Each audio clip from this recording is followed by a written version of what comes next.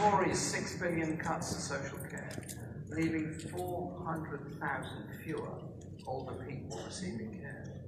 Too many of our older people condemned to live alone and isolated, often ending up in A&E through neglect, then unable to leave hospital because it's not safe for them.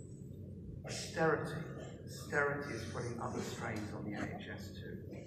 1 in 5 homes in England are now unfit for human habitation. 120,000 children are living in temporary accommodation. So, as John Healey has pledged, we will put a levy on those with second homes. Think of it as a solidarity.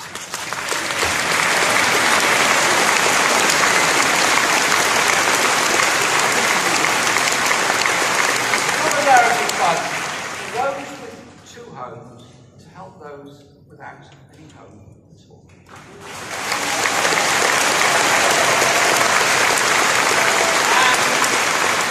And Labour will embark on the biggest home building programme in half a century.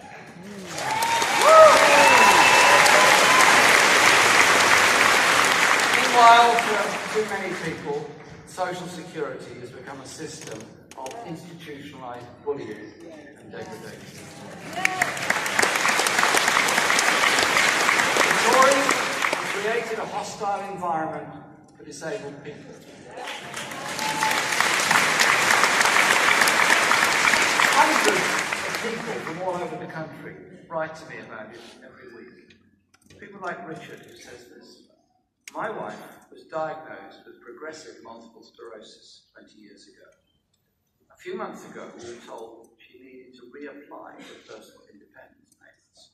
She had an assessment by somebody who was not medically trained. We've now been told that all her benefit will be stopped." And he adds, I have tried to be her rock, but the stress and suffering I can see my wife going through is so very cruel, and I've had to put myself on antidepressants. These are human consequences of a Tory government that puts tax cuts for the wealthy ahead of care for the disabled people of our society.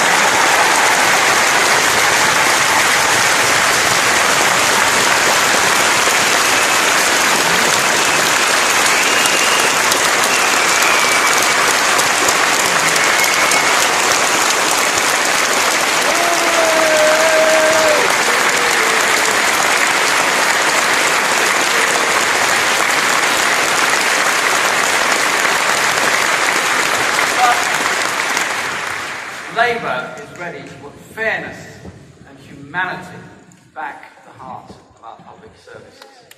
And as Diane Abbott told us yesterday, you can't keep people safe on the cheap. That's reflected in the fears of people like Ruth, who told me we've had an increase in our council tax to pay for more police, but we have no police station. The only increase we've had is in the crime rate. I worry about my elderly parents' safety in their own home. Ruth's fears are not unfounded. Violent crime is rising, while police numbers have fallen to their lowest level for 30 years. The Chief Constable of Bedfordshire says we do not have the resources to keep residents safe, and no one seems to be listening. Well, Labour is listening. We'll put another 10,000 police officers back on our streets. Playing a vital role in tackling crime and making people safer. But if we want to reduce crime, more police are only part of the solution. Every study tells us that investing in young people and communities is key. And crime thrives and makes economic failure. So, under Labour, there will be no more left behind areas and no more forgotten communities.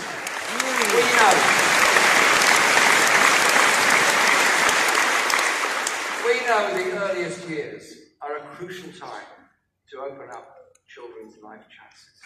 Yesterday, I visited the Greenhouse Nursery here in Liverpool and heard their experiences and talked to the children there.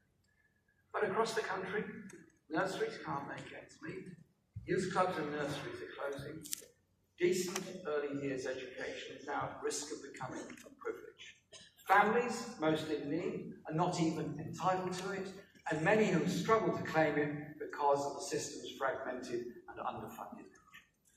This government's limited childcare pledge has turned out to be free in name only. So today, I can announce that Labour will make 30 hours a week of free childcare available for all 2, 3 and 4-year-olds.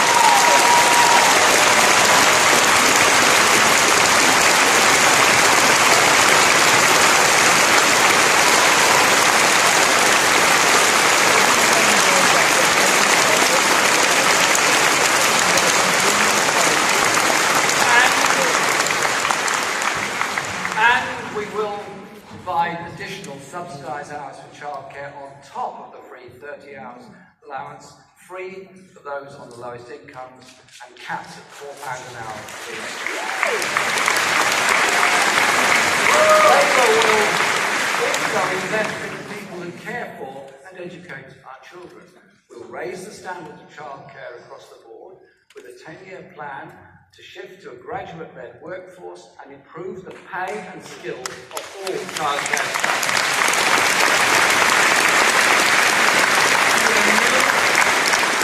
A new national pay scale for all early years workers starting at £10 an hour.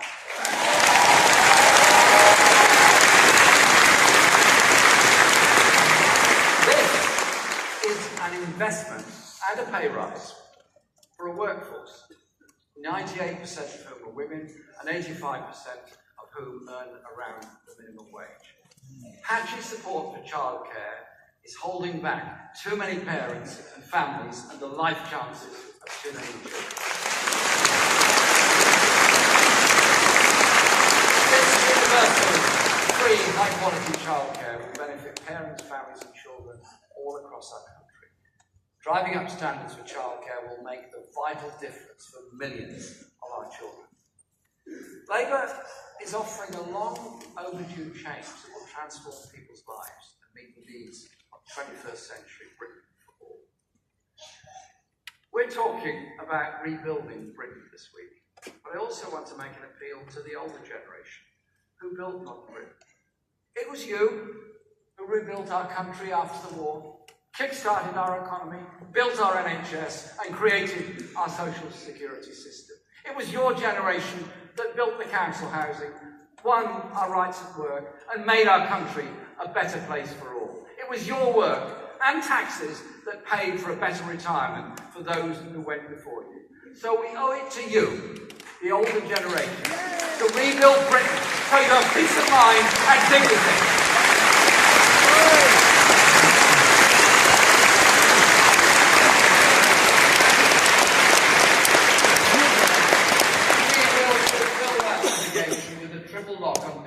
Protected, along with the winter fuel allowance, plus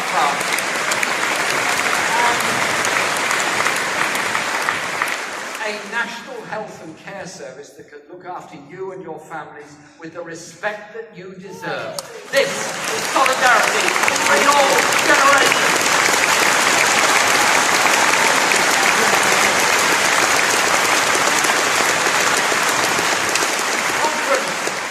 Rebuild our public services and our communities, we're going to have to rebuild and transform our economy for the 21st century. We can no longer tolerate a setup where the real economy in which millions work is just a sort of sideshow for the City of London and for banks fixated on piling up profits around the world. The change we need requires new ideas and new thinking, as well as learning from those that have worked in the past and in other countries.